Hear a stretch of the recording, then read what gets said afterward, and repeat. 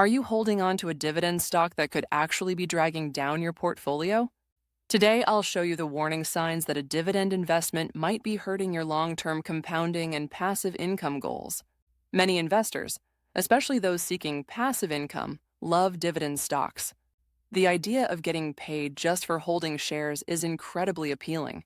But not all dividend stocks are created equal, and sometimes the very stocks that once looked promising can become a risk to your financial future. If you want your investments to keep working for you, not against you, it's crucial to learn how to spot trouble before it's too late. Let's dive into the most important signs your dividend stock is no longer worth holding. This video is for educational purposes only and is not financial advice. Always do your own research before making investment decisions. Let's get started. First, let's talk about dividend cuts or suspensions. One of the biggest red flags for any dividend investor is when a company reduces or eliminates its dividend. A dividend cut means the company is paying out less to shareholders than it used to. This is often a sign the business is under stress. For example, in 2020, many well-known companies like Disney and Ford suspended their dividends during the pandemic. While the reasons were understandable, it sent a strong message. The company needed to conserve cash and wasn't confident in its near-term outlook. If you see a dividend cut, ask yourself why it happened. Sometimes it's a temporary measure and the company may bounce back, but often it's a signal that the underlying business is struggling. Remember, a company that can't afford to pay its dividend may not be a reliable source of passive income. The next sign to watch for is a sky-high dividend yield. Dividend yield is simply a way to measure how much a company pays out in dividends each year relative to its stock price. If a stock trades at $20 and pays $1 per share in dividends each year, its yield is 5%. At first glance, a high yield might look great. Who doesn't want a 7, 8, or even 10% yield? But beware. If the yield is much higher than similar companies or the overall market, it could be a warning sign. Why? Because an unusually high yield often means the market expects the dividend to be cut, or the company's stock price has fallen sharply due to bad news. For example, some oil and gas companies have offered double-digit yields, only to slash their dividends later when profits dried up. As a general rule, if a yield seems too good to be true, it probably is. Always look deeper before chasing the highest payouts. Let's move on to payout ratio. Payout ratio tells you what percentage of a company's earnings are being paid out as dividends. If a company earns $2 per share and pays out $1 in dividends, the payout ratio is 50%. A healthy payout ratio depends on the industry, but for many companies, a ratio above 70 or 80% is a cause for concern. Why? Because it means the company is giving away most, or even all of its profits as dividends, leaving little room for growth or to handle tough times.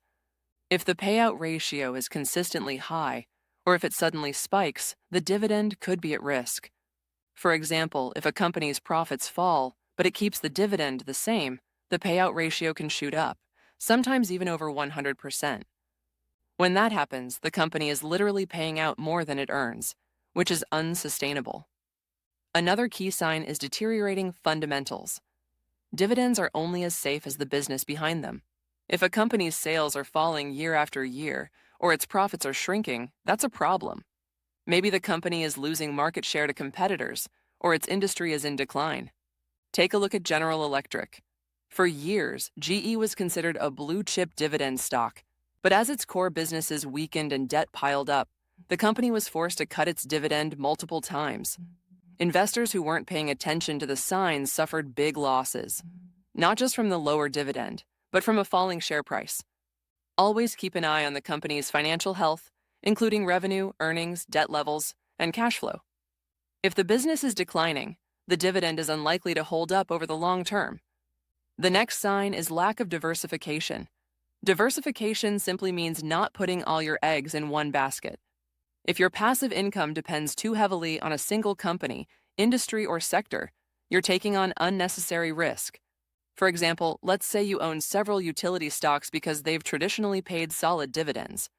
But if new regulations or technological changes hit the entire sector, you could see all your stocks and your income take a hit at once. It's important to spread your dividend investments across different types of companies and industries. That way, if one stock or sector runs into trouble, your overall passive income is less likely to suffer. Now, let's talk about management's attitude toward shareholders. A company's leadership plays a huge role in how safe your dividend is. If management has a track record of cutting dividends, taking on too much debt, or making risky acquisitions, it might not be a stock you want to hold. Pay attention to what management says about the dividend. Are they committed to maintaining or growing it? Or do they seem more interested in other goals like expensive mergers or rapid expansion? Sometimes, chasing growth at all costs can put the dividend at risk. Look for companies where management has a history of acting in shareholders' best interests, especially when times get tough. Let's quickly recap the key terms we've covered today.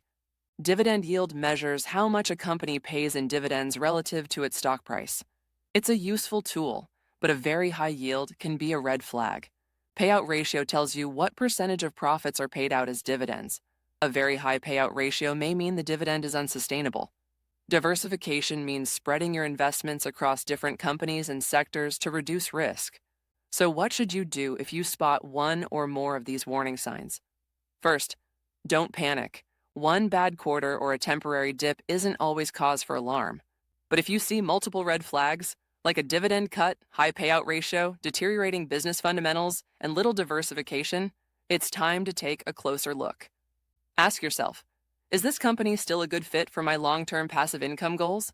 Are there better, safer opportunities elsewhere? Remember, holding on to a troubled dividend stock can hurt your compounding returns and put your financial goals at risk. It's better to make a thoughtful decision today than to watch your passive income and portfolio value slip away over time. Thank you for watching. If you found this video helpful, please consider liking, subscribing, and sharing your thoughts in the comments below. I'd love to hear your experiences with dividend investing, both the wins and the lessons learned. Remember, this is not financial advice. Always do your own research. See you in the next video.